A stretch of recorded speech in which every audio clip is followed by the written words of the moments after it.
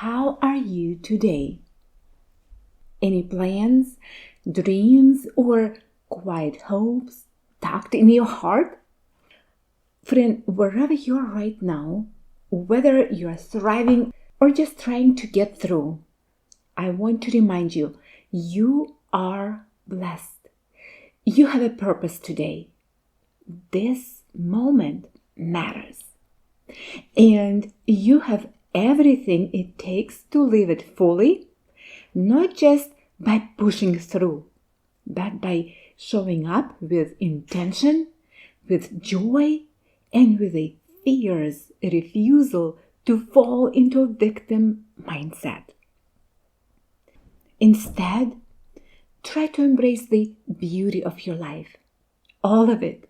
The mess, the miracles, the challenges, and the wins waiting on the other side. And speaking of wins, you are in for a treat today. I'm so excited to introduce you to Inga Lizdenyte, our guest on this episode of Simple Money Systems. Inga brings a powerful message that could just be the shift you've been needing. But before we dive in, a quick reminder about what's going on inside our Simple Money Systems Facebook community. Friends, summer is in full swing, vacations, kids everywhere, spontaneous plans, sticky fingers, fresh berries, and let's be honest, a bit of a beautiful chaos, right? That's why I've created 2 simple, playful weekly habits to bring a little more peace and a little more cash in your summer. Number 1, Cash Dash Fridays. Each Friday, we save a set amount starting with just $1. And activity number 2, Tidy Thursdays.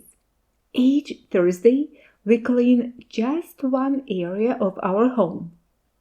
No more than an hour. And once you're done, hop into the group and comment saved or done on that week's post. And that's it. 2 small actions, 1 big difference. All right?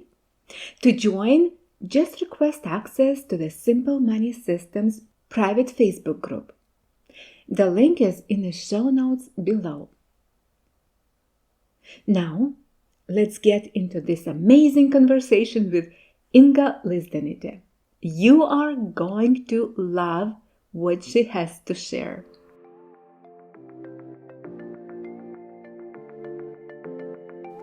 Welcome to the Simple Money Systems. This is the go-to podcast for exceptional women who are eager to pay off their debt and live a fearless, meaningful life with confidence and joy. Hi, Diana Gallas here. I am a mom to a special needs child, a caregiver to a loved one, and the host of this show for you, who is determined to break free from debt without sacrificing what you value most. Discover here simple money strategies to set you free from debt culture, money wasting, and ever-changing mode of currency and market volatility. If you're ready to say yes to a debt-free life and exchange everything that hasn't worked for a plan that will, results that are undeniable, like peace of mind, better sleep, improved mood, and more money in your pocket, this podcast is for you. Hug your bug or boo, roll up those sleeves, and get your life out of debt into your freedom lane with confidence.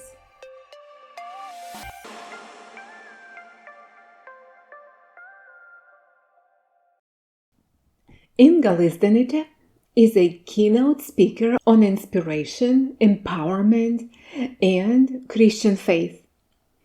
She's certified life coach and author of the book Unstoppable, It's a Choice, in both English and Lithuanian languages. Inga's mission is to inspire others, share the message of hope and faith, and empower individuals to persevere, overcome, and achieve. After losing both of your legs and the use of your left arm in a tragic car accident at the age of 22, Inga was able to transform her life from not being able to speak, move, or do anything independently to traveling 3 years later by herself from her home country, Lithuania, to the United States and successfully building a dynamic and fulfilling life in spite of all odds. By offering her speaking and coaching services, Inga now aims to make a difference in people's lives. Inga brings the message of hope and faith, and through practical advice and coaching, she equips individuals to be unstoppable in their journeys. Inga worked as the public relations and volunteer coordinator at Disability Services and Legal Center in Santa Rosa, California. And on June 2nd, 2017, the Board of Directors of California Human Development presented to Inga a Champion Award for serving as a role model to people with disabilities and for vital support of CHDS disability services programs through her work with the Disability Services and Legal Center. Apart from her native Lithuanian language, she speaks and writes fluently in Russian and English. Over the years, Inga has conducted a number of public speaking engagements and interviews in both Lithuania and in the United States for television programs, radio, and publications for inspirational purposes. And she looks forward to continuing sharing her message of hope. Hey Inga, I am so thrilled to have you here after all the obstacles, after all the technology that we tried for almost 1 hour to connect on this platform, and finally we are live. Thank you so much for your time and agreeing with me to be on this show, on this podcast, because I know there are so many souls out there who need to hear this episode. How I found you, Inga. This is just a few words about that. I'm holding in my hands your book called Unstoppable. On this picture, you're sitting on a rock high up over the oceans, over all the waters, close to the sky. And you're looking beyond and above. This is what your picture telling me. With this book in my hands, it just gives me so much power and inspiration to do something that I never thought about, or maybe I was always afraid of. But your book, it just gave me a huge push. Your story is amazing, and how you are open. You're so open about not just all the good and positive side, whatever happened to you. You're really going deep into the dark valley of your life. And I really like your expression in your book. It's not the matter of if I can do it, but rather how will I do it? If you can maybe tell us about this, what does it mean? It's very interesting. Now in America, especially, we have a lot of speakers and coaches that can teach you about mindset, about your way of thinking and all of that. At the time, I did not have anybody. I believe it's the Lord that led me to have that inspiration and wisdom at the times when I needed to overcome things. When I was, after the car accident, so injured to the point where I was not able to move, I was not able even to sit up from a lying position. I could not turn over when I slept. I could not transfer, I cannot dress up, I could not do anything. I depended on my mom or my friends who stayed over me, family members stayed like in the hospital or at home in the room with me because I needed help. They were doing everything for me. What's interesting that even after my major wounds healed, the mindset that I cannot do it remained. After 6 months after the car accident, my mom and I, we drove to the prosthetic center so that I would get prosthetic legs. And professor at the first meeting, he said, you will not be able to walk. It's impossible because of your physical condition, because I'm missing both legs above the knees and my left arm is paralyzed. So I was told you will never be able to. Then I said, what do you mean? I will. I will do whatever it takes, but I will walk. Just let me try. So they did. They invited me to the prosthetic center. And so that's where, and my mom came with me to help me. Long story short, I managed to learn to walk despite anybody's disbelief, unbelief. I did walk. There was one day when my prosthetic specialist and physical therapist who taught me how to use the prosthetic, they said, Inga, the staff are amazed when they hear the rumors that you walk and everybody wants to see you walking. Is that okay? That was the fourth floor I came in to put on prosthetic legs, and I don't even remember how many people there were, like 15 maybe, or maybe even more, like staff, other prosthetic specialists and doctors and whoever they were. And they were there, came to see of me walking because they could not believe that it's true. So I walked full round by myself with a cane, which was impossible. And after that, so they congratulated me. Yeah, everybody's happy, and I'm thrilled, that I walk. And I returned to my room. And then at some point, as I'm resting, thinking about, this was a big, big victory for me. I'm thinking, like, wait a minute, how come I am able to achieve to do something that professors, doctors, specialists told me you will not be able to? And they tried because I persisted. I insisted, please teach me, please do this for me. So they did, but nobody really believed it.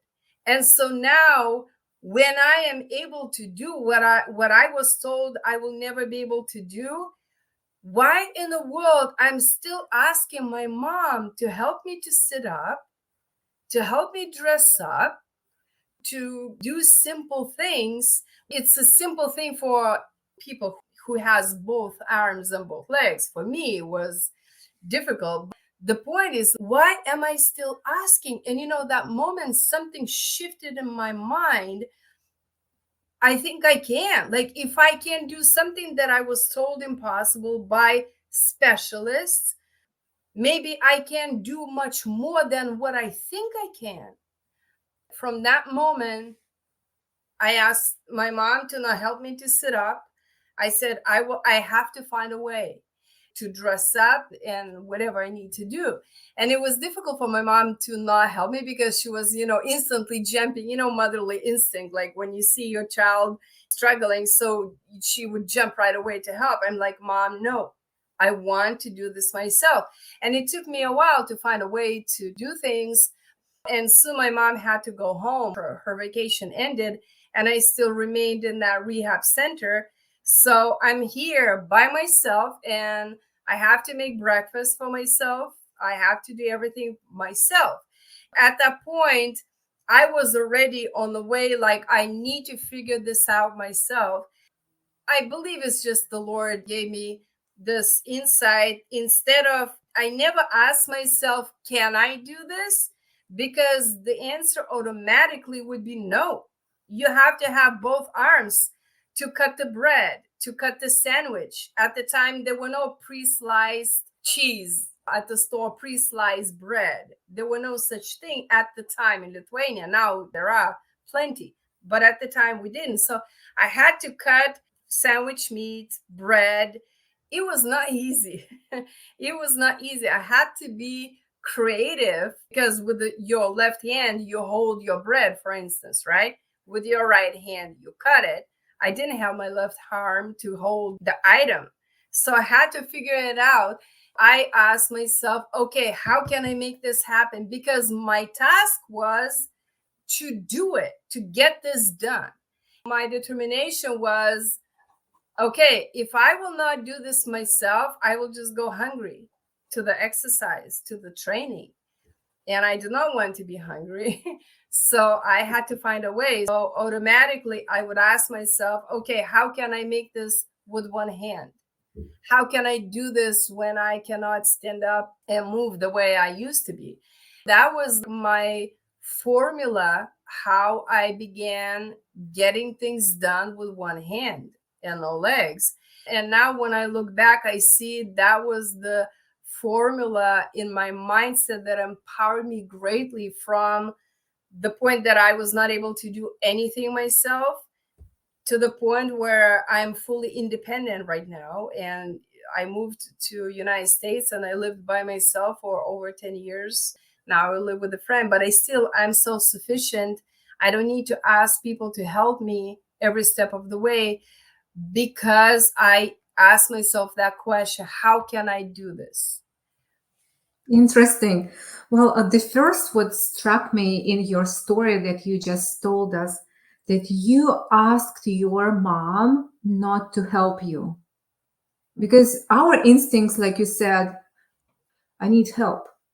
But you decided not to ask, not to have anybody's help, but to figure it out on your own. And you looked at the outcome, how you can get to the point where you want to get. Inga, there is another expression in your book. You're telling about there is nothing is going to change on its own. So, in order to change something in your life, you have to make radical adjustments in order to make a radical difference. Why you didn't settle on small things like I have enough? Why you always wanted to push yourself for something more radical? Yes, if you want to achieve big goals, if you want to achieve big vision, then there has to be a radical change, first of all, in you, in the mind, and your decisions, and your actions, and your habits, in who you are. There must be something in you not giving you like rest to sit in your space and do Comfort nothing. zone. I had that vision from the very beginning. From the very beginning, while I was still in the hospital, when my jaw was all locked up because it was all smashed. I could not even speak. I could not even open my mouth to speak normally. I already then knew that the Lord will restore my life, that my life will be beautiful. And I had a strong desire to come back to life at any cost. See, there are two things. One thing is, I believe the Lord placed that in me. And the other was that my situation was so desperate. I hated to be dependent. I absolutely despised to not be able to do what I wanted to do, to be dependent on another person. I couldn't stand it. I cannot even describe to you what it felt like when I want to get out of my room and I cannot, when I want to get out of my home and I cannot, when I want to go to work, dress up myself, take a shower and fix my hair myself. And I could not. I cannot even explain to you how much I hated that dependency that created such driving force. I will do whatever it takes, but I will become self-sufficient again. So I don't depend on anybody, that I can do whatever I want to do and be independent. The Lord gave me that vision and belief and faith that He will bless me to restore my life. But then there was, I see there is a lot of responsibility that we carry on, not to give in to hopelessness, discouragement, not to listen to people who tell you that your life and your future is destroyed or that God punished you. I heard that multiple times. You poor thing, such a young girl, and your life is already destroyed. I heard that so many times, but I understand that people were saying that not because they were mean to me. They didn't even know what to say because my situation was so hopeless that a lot of times people just say those words in our culture thinking that they support you, that they love you, they surround you like, oh, probably that's your destiny. What can you do? Probably that's just what it is. That's the life that you are meant to live. And within me, my faith that was in me, in my spirit, was saying, no, that is not my destiny. No, God did not punish me. He saved my life. It's because of Jesus I am alive, because I was dead even twice. It's because of the Lord I am living today. And He promised to me that He will bless me to restore my life. And so my faith was my driving force. That's what gave me that power within me to go out of my comfort zone, to break through the obstacles, to break through the circumstances that were limiting me. I was imprisoned in my home for 3 years before I moved to California. I could not get out of my home. At that young age, I was 22 years old. And so, what do? I wanted to live. And I believed, I truly believed, like many people, looking at the obstacles, looking at the circumstances that were keeping me imprisoned and limited. I was looking beyond those circumstances by faith. That was the big difference in the mindset in many people that were around me. And my mindset was very different. But I'm grateful that my friends and my family supported me. So they did not hold me back. They did not stop me. They did not say, don't do this. They allowed me, they supported me greatly. I'm very thankful. But I'm talking more about cultural belief. While many said life is destroyed, I said no, life is not destroyed. I will create life that I desire, and with God's help I will be able to do it. So probably in a short way I will say it's the faith that was driving force. It's the faith that kept me moving forward, and that determination that I have within me. That's wonderful. Thank you so much for this, Inga. And also, just by listening you, did you ever had in your heart thoughts about maybe blaming somebody for whatever happened to you? No, no. It's interesting. I did not blame the young man with whom I was driving. We were driving 100 miles an hour on the icy road in the downtown of Vilnius city, and we hit the light pole. I did not blame. He was killed. Why should I blame a person who lost his life? I did not blame God because I knew that my choices brought me to the outcome that I was facing. It's not God who created that car accident. It's me who went on a date. It's me who drank alcohol. It's me who got into the car with a drunk driver. These were my choices that brought me to the outcome. So I knew that there's no point to blame anybody. What is the point to blame? On the other hand, how it's going to help me? It's not going to help me to live the way I want to live. So I was focused more on what can I do to fix my situation? What can I do to improve my future? Instead of sitting and blaming and feeling like a victim. Because blaming game, it's very dangerous. When I begin blaming somebody, I become feeling consciously or even unconsciously as a victim. Now, as a victim, how do you feel? How much determination do you have? How much courage do you have? How much tenacity do you have to break through your obstacles and achieve your goals? You don't, right? Basically, a victim is defeated, it's helpless, it's hopeless. As a victim, you admit that somebody else is stronger than you are, somebody else has more power in your life than you are. And it looks like somebody else can do things for you and make decisions for you and create your life for you, right? Instead of Yes, you. they are stronger in my own life. They determine how I'm going to live my life. I refuse that. Absolutely. I refuse that. And I took responsibility for my actions. And I said, you know what? The way I got into this, with God's help, I will get out. But I'm not going to blame. Blaming is a very, very dangerous thing because it puts us in the mindset that is self sabotaging, that it's self defeating. How much determination can have a depressed victim?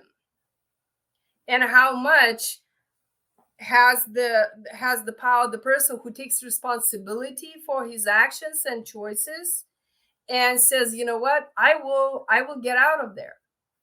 It's a big difference in the mindset, and from the mindset there are decisions and actions. So I would advise to anybody who listens to not ever allow yourself to get into the victim role, to blame somebody, even if somebody is at fault. I did not drive 100 miles an hour, right? But so what? Okay, I will blame him. And then what? Exactly. It would Right? not help. It Yes, would not. it will And, just and make me feel like a victim, like a poor thing. I do not want to be that. Yeah. and then Inga, while talking about the situation you ended up, and now it doesn't matter who fault it was, but you faced a problem. You faced many problems in your life, and now in your book there is a whole separate chapter you write about problem versus challenge. If you can explain a little bit briefly how your problem becomes your challenge, and then what do you do next? See, it goes to the mindset, the way we think. I learned to look at problems as my challenges again because there were so many of them every step of the way. And everything that I wanted to achieve, it had problems, it had obstacles, everything. Because I had the faith that God will help me, He will bless me. And all I needed to do is just myself take action. Life will not change if I will just sit there and wait for it to change. It will not happen. My already mindset was already victorious. Like, I know I have to get this done. I know this has to be fixed. And here's the difference. When I look at the box, it's a box of chocolate, some chocolates out there. Box like that, I see one thing. But when I turn this way, you see already a different picture. That's the difference between When you look at the situation, let's say some difficulty happens, right? When I look at that situation as a problem, it already in my mind creates obstacle, it creates stress. I start looking at the problem from every side, trying to look how big it is and how difficult it is and how challenging it is. And the more we look at the gray, the darker it gets worse. Because I knew I had to overcome, my mindset was, okay, how can I overcome this? How can I open this box so I can have that chocolate? Because I already know that I need to overcome. There was no question about it. If I can overcome, I knew I have to. It's challenging, it's difficult. How can I do this? How can I open this box so I can get that chocolate out? So when I began looking in it, I began finding solutions.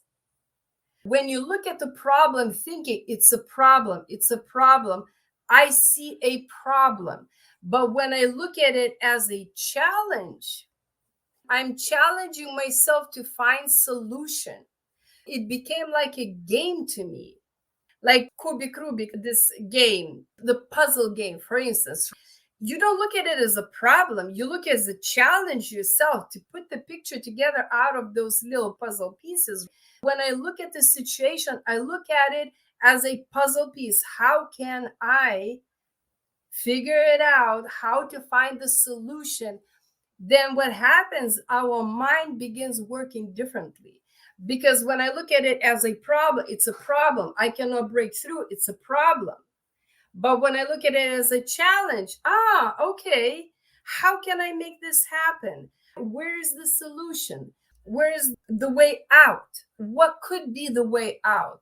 What could be interesting way to use this situation that will strengthen me? How can I say with one hand to do some meal that requires two hands? That's how I learned to cook with one hand, because I look at it as a challenge, not a problem. I look at it as a playful game, as a puzzle. Okay, how can I make this happen? I made it myself intriguing game. I'm intrigued by the problem. I'm not scared by the problem. I'm intrigued. Find a solution. And with that, actually, I get satisfaction, because when I find a solution and I overcome, I feel satisfaction of overcoming the difficulty. So you overcome one puzzle, you solve next one, you move to the next one, Yeah. and your life is such a vigorant, the whole chain of solutions. Basically, Diana, that's what it is. When I began at that, going back to that rehab center, my first task was, okay, how can I sit up from a lying position? How can I do that? Once I figured that out, okay, how can I turn on my side?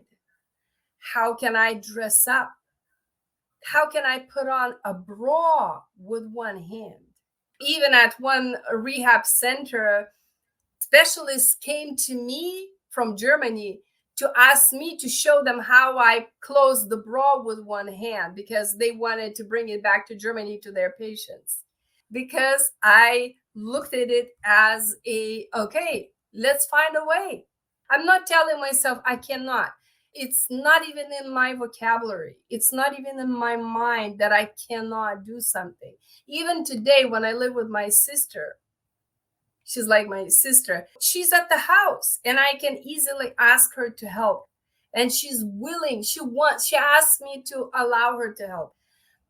But before I asked her to help me, I asked myself, okay, what if she wasn't here? What would you do? Very quickly, I found a solution. Then, how do I fix my hair with one hand? How do I cook this meal? How do I cook that meal?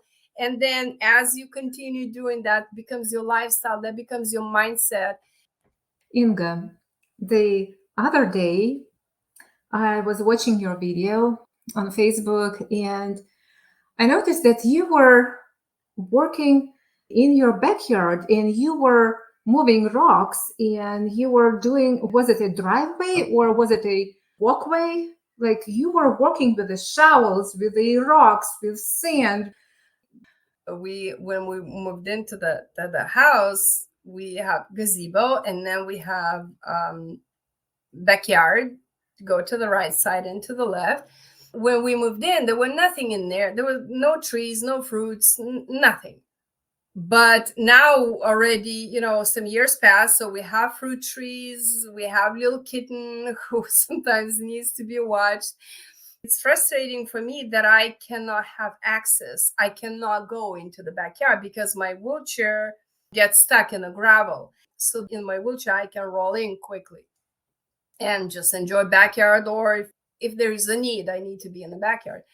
We thought, it's going to take like 2 days for us to take away that gravel because we want to prepare it for the workers to place the cement. I personally thought it's going to take us like a couple of days to clean that gravel out. And we were so determined. It's like, you know what? We're going to get this done ourselves. We're not going to wait for anybody. We don't want to disturb anybody. So let's just do it. So I got down on the floor. I was putting the gravel into the bucket. She would lift up the whole bucket of rocks and she would carry it away. So we cleaned that path in 2 hours, and the Lord has blessed us to do it before the sunset. So because we started late, so in 2 hours we were done. Yeah. Oh my goodness. Just by watching you, if Inga doing that, she's so inspired, moving rocks, I'm gonna work in my backyard and do something. It is so inspiring, Inga. And it is interesting because you are doing your work, shoveling all this gravel and left and right and so quickly. And it seems like you enjoyed it. You know why I enjoy it? Because I know what it feels like. I know what it is not to be able to. We get used to good things very quickly. Only after the car accident, I understood how blessed I was and how happy I was simply because I had 2 hands. I could use 2 hands. Because I could stand up from my bed, walk into another room. When I lost it, that's when I began appreciating and valuing every blessing that I have. So today, when I'm able to do things, I am so appreciative. It's hard for me to even describe that. It's so much joy because I look at it not as an annoying thing that I have to clean these rocks, but I look at it as a joy because I can do it, because I'm able to do it. You celebrated your birthday a few days ago, and I watched your video as well. You went swimming in the ocean, right? And you did it so you walked on your own from your wheelchair into the beach and to the water, and there is so much joy in you. All these splashes and all the water and the sand and the sun. Oh my goodness. It just I loved it. I loved it. Thank you. Yeah, that was the best gift for me, to be able to get into the ocean. Again, it's appreciating what you can. A big role plays in my life is the focus. I always control what I focus on. The first couple years, it was very difficult for me to go into the community while I was living in Lithuania, my home country, Lithuania. It was very difficult because my mind was about what I have lost and what I cannot do anymore. It was very, very, very painful. But then with the time when my mind renewed, my mind was changing, I began focusing on what I can do instead of what I cannot. I began focusing on what I have instead of what I don't have. Maybe earlier I would refuse it because I cannot walk on the sand. I cannot walk to the water. Now I focus, Okay, how can I get to that water? So we figured it out. How can I get down from the wheelchair on the sand? And then I just crawled. I focus on what I'm able to do and the joy that I can do this and enjoying things that once I had lost. Wow, because Inga, you know both sides, how to Yeah. live fully independent with both legs, with both arms, and totally independent, healthy, young. And on the other side, with no legs, no arm, just one acting arm. This is what I think the hardest thing for many people to overcome, especially when you know both sides, because you refuse to accept what's in front of you. You stepped over that big, huge barrier and you ended up on the other side, victorious, full of life, full of blessings. You're blessed and you're blessing to others. This is what your joy, your determination, it ignites everybody else all around you. This is electrifying.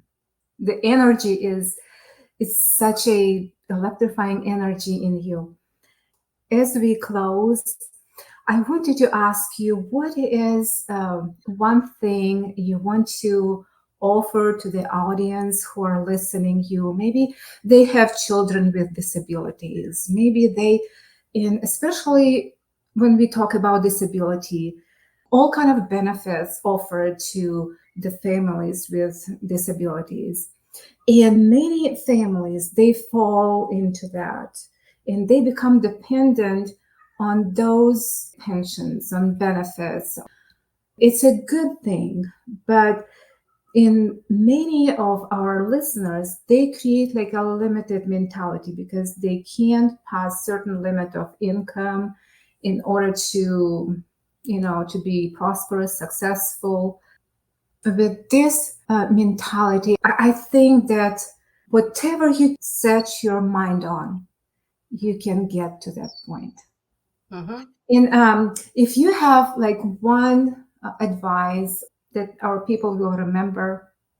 First of all, it's not what happens to us what determines our future or the quality of our life, but what we do with all that happens, what we do after this happens. A lot of times people get stuck in their mindset when something happens, they're inside this box. I cannot go beyond that because this happened to me. I'm limited by that. I'm limited by my disability. I'm limited by whatever that is. It's the mindset that holds them back a lot of times. It can apply to finances too. It can apply to anything. Limiting mindset. It's not what happens. You don't have to be in the box. You can get out of the box if you believe and you do whatever it takes to be where you desire to be. And you will believe in that, you will get there. A lot of times it's our limited mindset that holds us there. So first of all is believe. Believe that with God all things are possible, and follow the Lord and be ready to do whatever it takes. Thank you so much, Inga, for having you here. You provided us a ton of amazing information, inspiring thoughts, ideas, and I truly believe that it will help many of our listeners. Thank you so much, and we'll see you around. There is really nothing more to add. My friend, what a powerful, transformative testimony Inga shared with us today. But before we part, I want to leave you with just a few words to reflect on. Faith, belief, will, and your mindset. Where's your faith leading you? What do you deeply desire? How big is your will? And where might a shift in mindset be the very bridge you need to cross to get unstuck and finally move forward? If you'd like to connect more with Inga, be sure to visit her website at becomingunstoppable.org, where you can find her book titled Unstoppable, It's a Choice.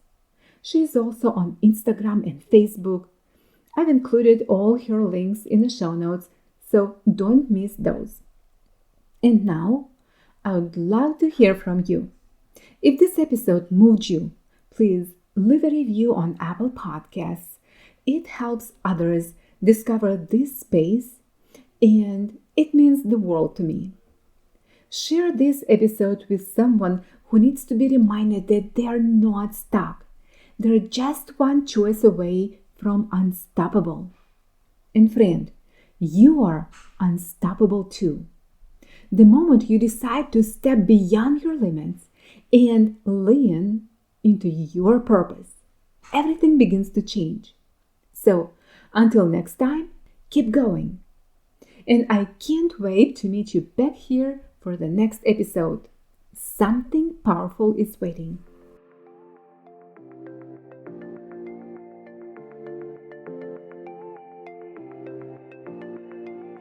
Thank you for tuning into the Simple Money Systems podcast.